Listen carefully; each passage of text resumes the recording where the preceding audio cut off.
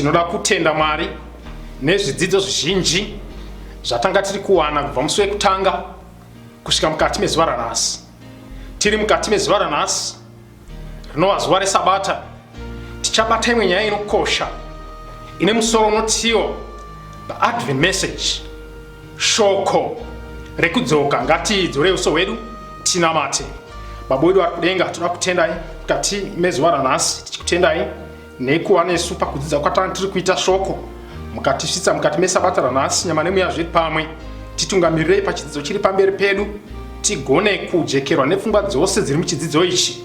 Pakupera kwazvo zvose, kutenda kwedu kusimudzirwe, mbiri ipiwe kuna Jesu unouya kundokumbira kwedu, tichipota nezita raJesu, amen. Toda kutenda Mwari. Tichapinda mukati meshoko redu handei kubhuku raJohn chapter 14 verse ya 1 kusvika pavhesi ya 3. John chapter 14 verse ya 1. Verse ya 1. Yes. Moyo yenyu irege kumanikidzwa. Moyo yenyu irege kumanikidzwa. Tendai kuna Mwari. Tendai kuna Mwari. Mutendewo kwandiri. Mumba mababa vangu mune nzvimbo zhinji dzekugara. Achibombira ipa. Now tikana tichidzidza bhuku raJohn chapter 14, Jesu ndopanga otaura nevadzidzi vake mashoko ake ekupedzisira pashure anga atarisana nekufa. Now patinosvika pavhesi ya 1, aiudza vadzidzi vake pamusoro peseparation yanga yakuitika pakati pake navo. Now paanotaura mashoko aya kuvadzidzi vake, anoona vane kumanikidzika mukati memwoyo. Ndosaka John chapter 14 verse ya 1 ichiadresa ichitanga ichiti moyo yenyu kairege kumanikidzwa.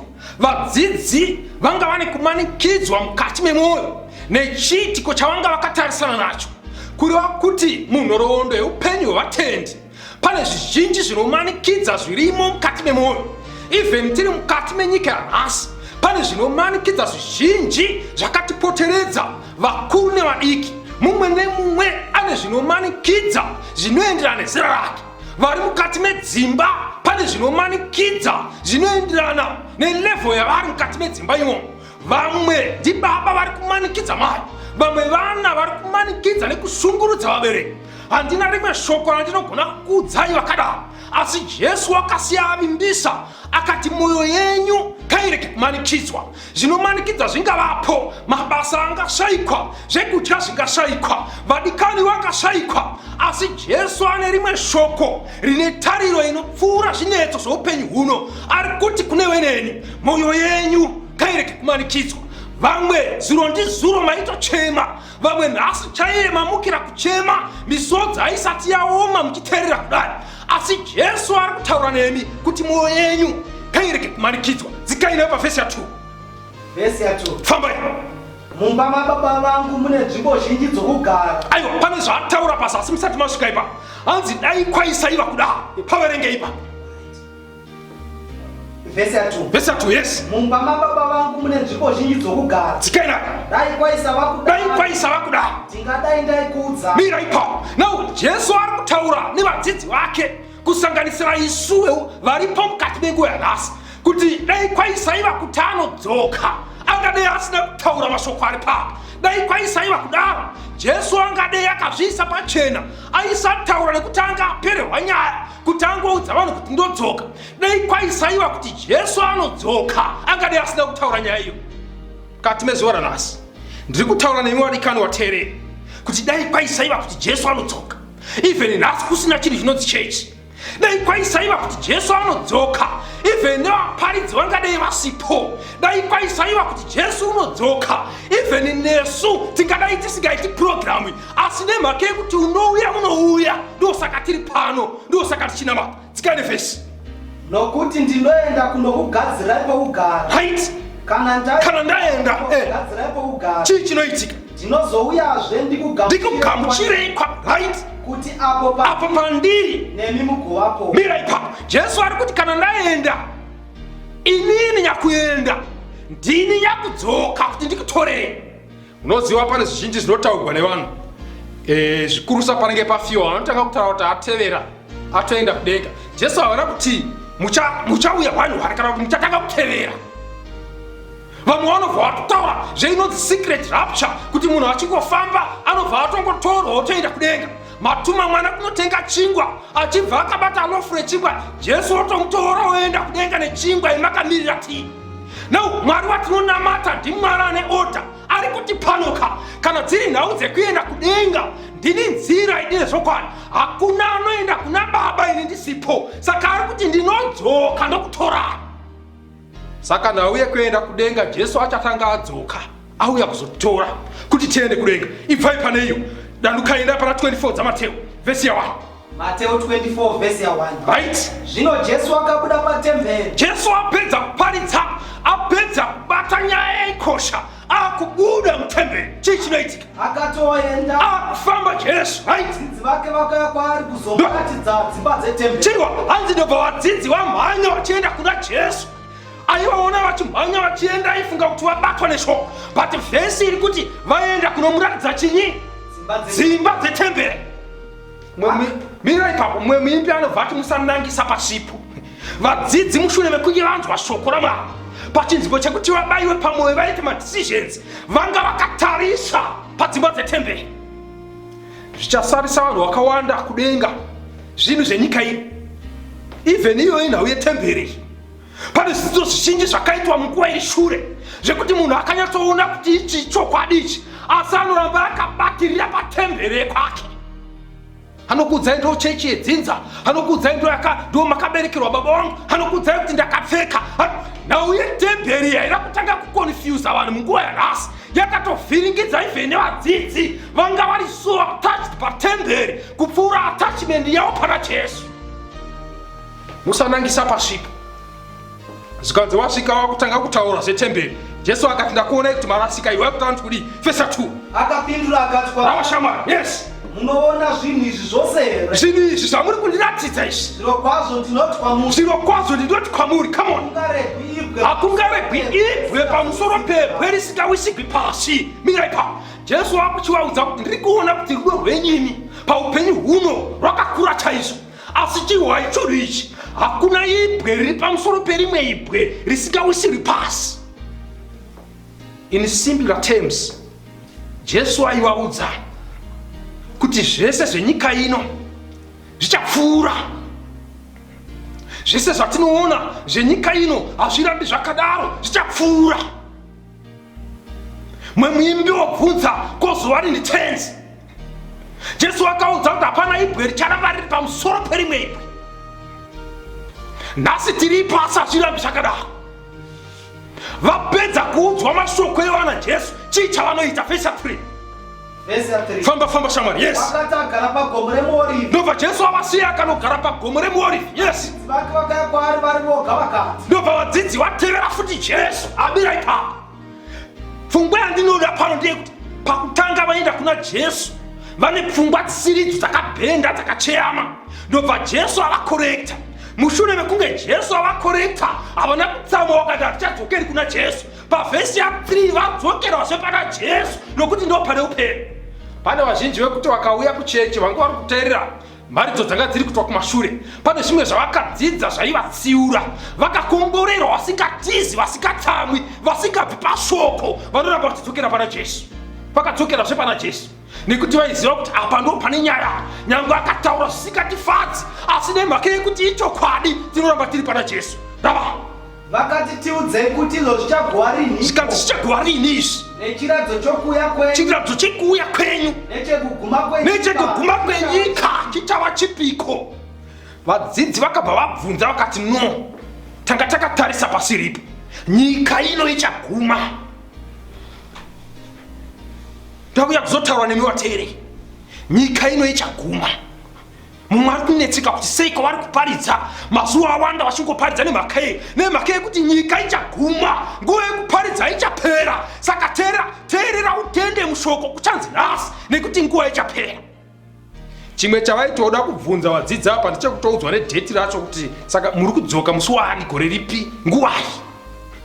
Mukazodzika naMateo inotaiwa kana zviri zvekudzoka kwaJesu, hakuna anoziva musi, hakuna anoziva nguva, asi pane zviratidzo. Saka Matthew chapter 24 mukaidzidza yese, Jesu aipindura mubvunzo wanga une vadzidzi. mukati menguva yanhasi haikona kungogara une mibvunzo yaunayo pamusoro periponesi. Bvunza unopindura. Vadzidzi vakabvunza. Matthew chapter 24 yaiadhiresa mubvunzo wanga wapiwa nevadzidzi. Even vadzidzi veshoko mukati menguva ino vanobvunza waona clarification inobva mushoko. Handei pavhesi inotevera Luke chapter 17 verse 26. Luke chapter 17 verse 26. Sezvo zvanga zvakaita namazuva aNoa, ndizvo zvazvichaitawo namazuva omwanakomana womunhu. Right? Vaidya nokunwa nokuwaniswa kusvikira zuva rakapinda Noa muareka. Mvura zhinji ikasvika ikapa. Hanzi vaizviita kusvikira Noa apinda muareka. Vakatanga kuzviita areka isati yatanga kuvakwa. Ndobva varamba vachizviita areka ichivakwa. Ndobva varamba vachizviita kusvikira Noa apinda muareka. Ndo zvinoita munhu kana asindimara pachivi chake. Anoramba achiinkriza, anoramba achinyanyisa, achisindimara, achienda mberi pakuipa. Dzikaira musvike pana 28. Verse 28. Sezvo zvanga zvakaitawo namazuva aLoti. Zvikanzi even pamazuva aLoti ndo zvazvanga zvakaita. Vaidya nokunwa, nokutenga, nokutengesa, nokusima, nokuvaka. Famba. Asi nomusi wakabuda Loti muSodhomu, moto nesafuri zvakanaya. Mira ipa. Now pane hanzi vanhu vepamazuva aNoa. Chekutanga vaidya. Chechipiri vaiwana nekuwanisa. Zvikanzi ndo zvazvichaita pamazuva ekudzoka kwaJesu. Vanhu vanoda kudya. Kana pane nyaya yakaoma yenyaya yekudya, mumwe kana mharidzo yatotanga anogona kutosumuka pamharidzo achienda kunodya. Zvikanzi ndo zvanga zvakaita pamazuva aNoa. Ende mukada kuzvitarisa pachikafu hapana munhu akambopusa. Kana makagara even madofo ekupedzisira muklasi isa chikafu mberi kwake. Even vanotsumwaira vachivata pachiparidzwa isa ndiro yesadza mberi kwake. Anovhura ziso kusvika akliya ndiro. Pachikafu munhu wese anosunura. Zvikanzi pamazuva aNoa vanhu vaikonsentrata nekudya. Mukati menguva ino vanhu vari kudya. Uchingofamba nemurodhi unoona vanhu vanenge vachitengesa chikafu. Bhazi rikangombira ukaona vanhu vachimhanya vanenge vachiuya nepamahwindo vanenge vakabata chikafu. Even nepaservice station panomwiwa fiwe munoona munhu achiuya nedhishi renzungu. Amazuva ekuti vanhu vanoda kudya. Kana upenyu hwevana vedu hwapanjodzi nenhau yekudya, havatarisi kuti pizza yacho iri kubva nemurume wemunhu, kuseri kwacho kune mubayiro. As long chiri chikafu vanochimirira. Zvikanzi nekuwana nekuwaniswa. Paidananwa pamazuva aLoti, paidananwa pamazuva aNoa. Zvikanzi ndo zvichange zvoita vanhu mazuva ekupedzisira. Kana ukada kutarisa level yerudo, tarisa vanhu vemazuva anhasi.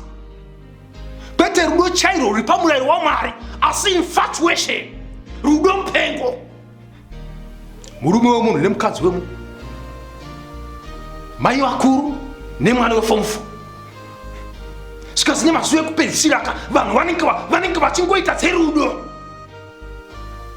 Ari kuramba mukadzi achinotora mumwe, abuda murelationship ino asi mangwana amune imwe, ari mune iyo ari kufunga kupinda mune imwe. Zvikanzi pamazuva ekupedzisira vanhu vanenge vachiita kunge vakonfuswa so nenhau dzerudo. Vanenge vachingofunga kuda pavanogara vari mukati mechechi vanenge vachipfimbana, vari mukati memakombi vanenge vachipfimbana, vachidzidza vari muklasi vanenge vachiita zverudo. Zvikanzi ndo zvazvichaita nemazuva ekupedzisira. Kungoti vazhinji vabereka hamutozvizivi. Tuvana twenyu tiri kupuraimari twatopinda mulafu. Katowa nemaheartbreaks akatokonzeresa kari grade 5. Zvikanzi namazuva sezvazvanga zvakaita pamazuva aNoa ndo zvazvichaita namazuva ekupedzisira. Izvi zviratidzo izvi kureva kuti kana tichiona zviratidzo tine kwatiri kuenda, kureva kuti distance iri kuita pfupi. Kana munhu achibva Bulawayo achiuya Harare, paanoramba achifamba anoona zviratidzo mukati memugwagwa zvinenge zvichiratidza makilometers ekwaari kuenda. Paanoramba achifamba distance ekwaari kuenda hairambi ichireba, inoita pfupi. Ndiri kumboti kudini? Kubva zuva ratatanga kutenda kusvika mukati mezuva ranhasi, nguva yekudzoka kwaJesu haisi kuramba ichireba, iri kuita pfupi. Patinoti kwapera wiki it's minus 7 days dzekuti Jesu adzoke.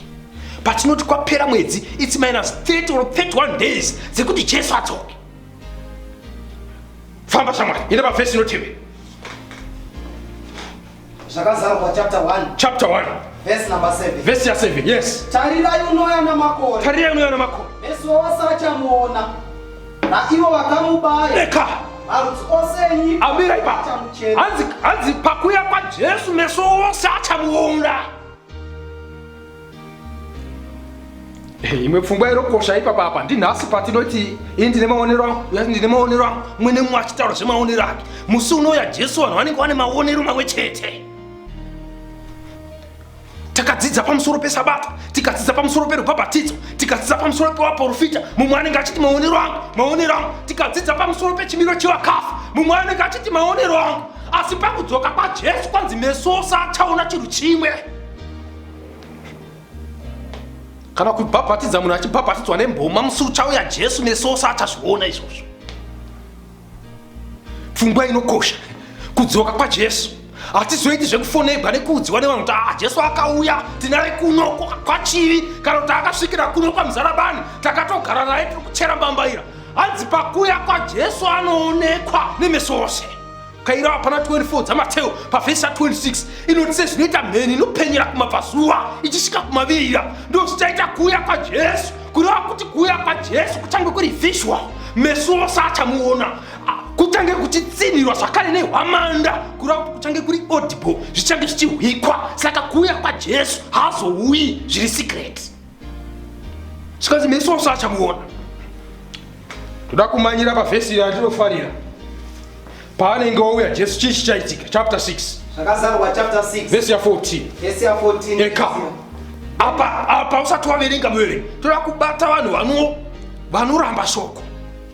Riri kuparidzwa pazvivhitivhiti, riri kuparidzwa pasocial media, riri kuparidzwa mukati menzira dzemumusha, riri kuparidzwa pose pose kuti vanhu vatende vagamuchire shoko. Nekuti pane zvisina kujairika zvichaitika pamberi. Regai munzwe chimwe chezviitiko chichaitika kune avo vanenge vasina kugamuchira shoko. Famba. Denga rikabva sebhuku kana ichipetwa. Denga iri kwanzi richabva sebhuku kana ichipetwa. Namakomo ose. Come on. Nezvivi zvose zvakabviswa panzvimbo dzavo. Chimbobira ipapo. Hanzi kudzoka kwaJesu kuchaita kuti denga ribve kunge bhuku.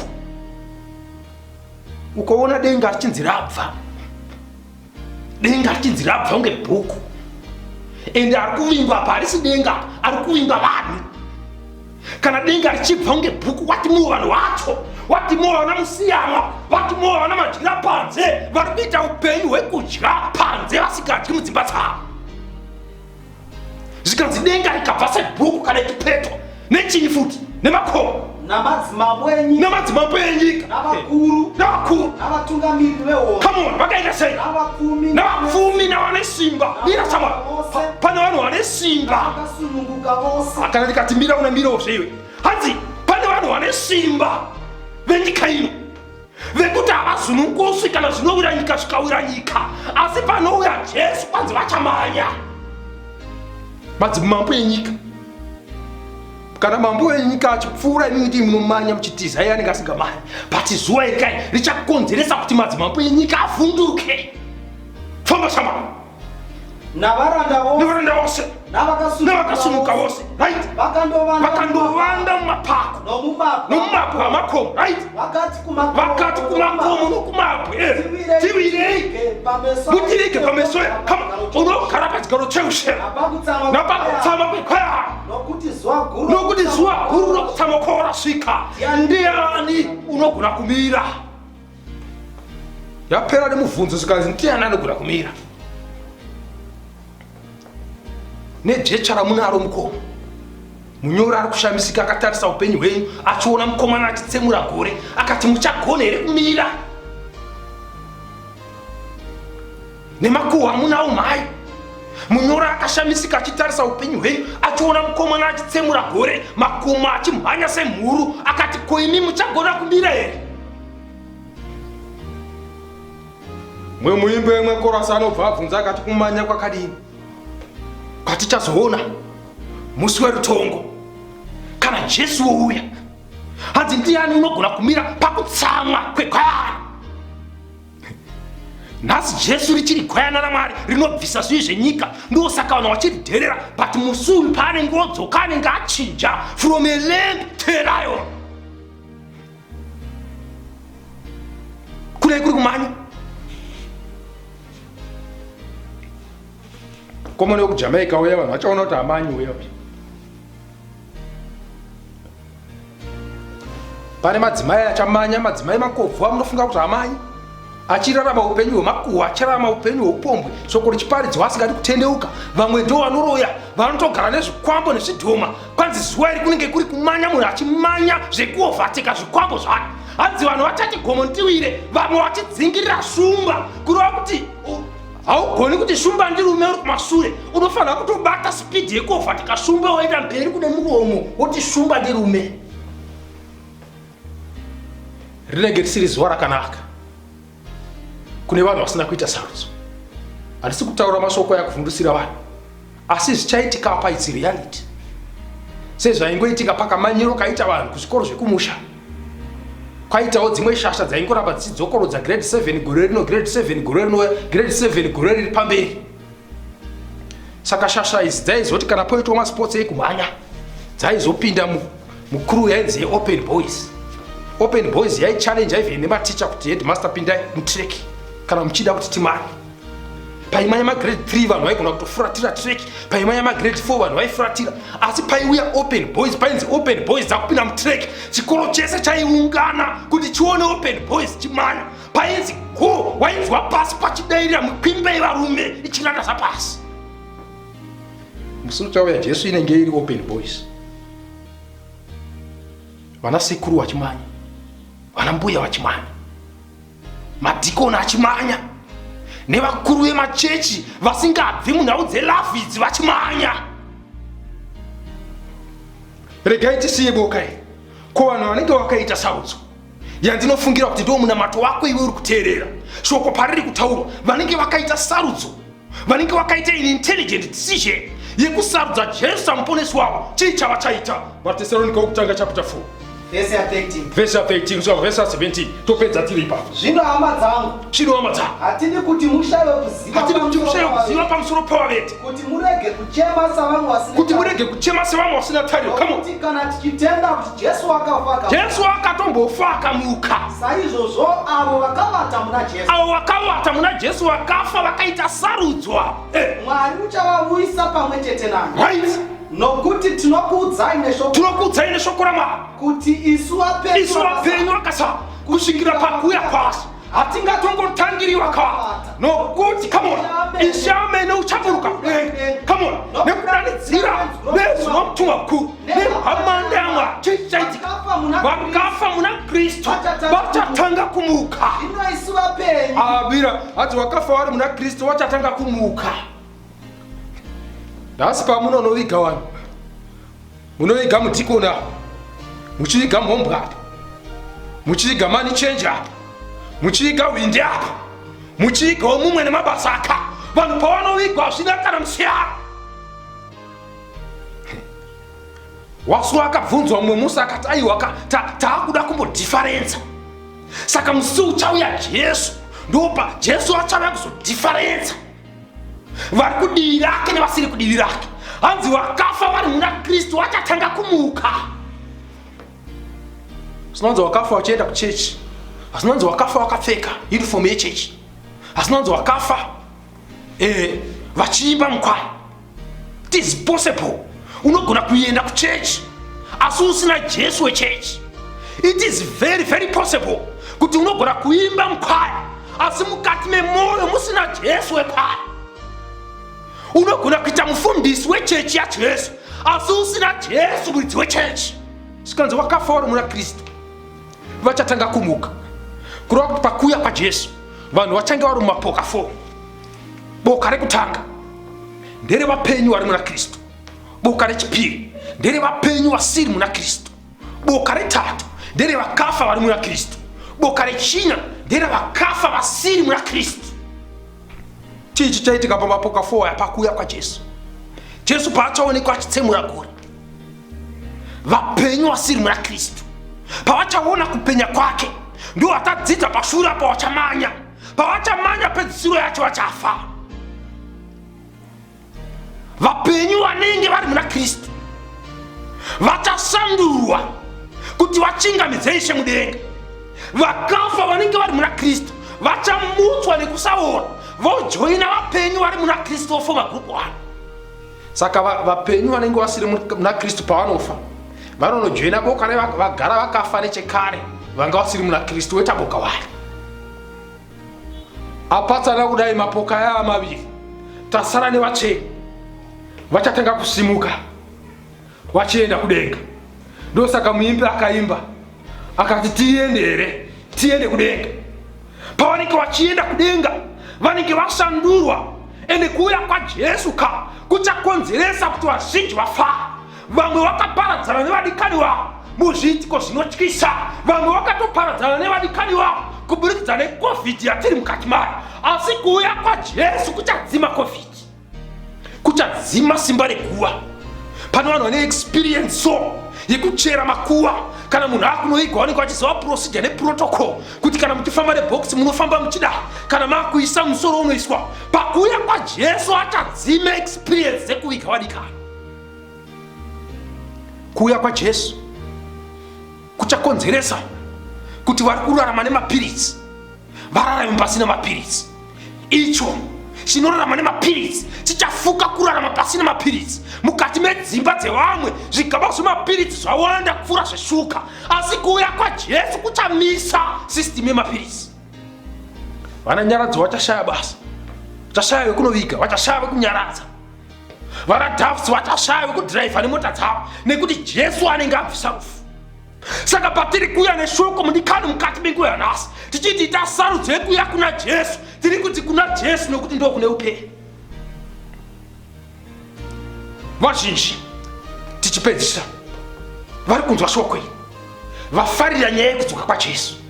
Vanoti isu hatidi kupinda pagrupu reOpen Boys, tinoda kupinda pagrupu reavo vachazoti uyu ndiye Ishe wedu takanga takamumirira.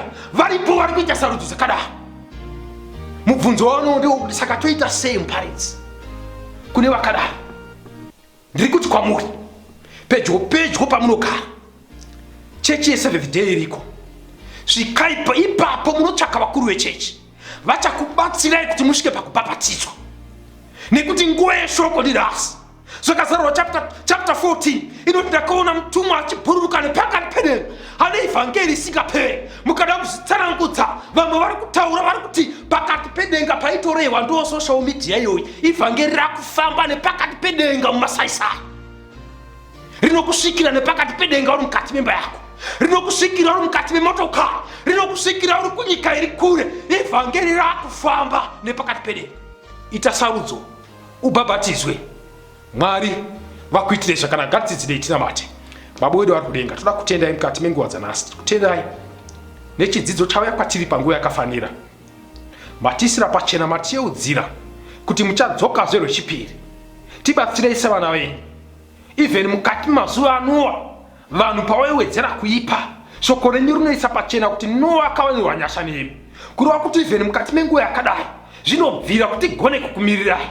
Ipai simba vana baba vari kuwa, ipai simba vana mai vari kuwa, vakomana nevasikana, zvinetso zvose nekuda kwechivi zviri kuvawana. Vapei simba vagone kumira musi wamunouya tifare tichipembera tichiti uyu ndiye Ishe wedu takanga takamumirira. Uku ndokumbira kwedu tichipota nezita raJesu, amen. Tinotenda nai Mwari vangakomborera kuverengwa kweshoko ravo.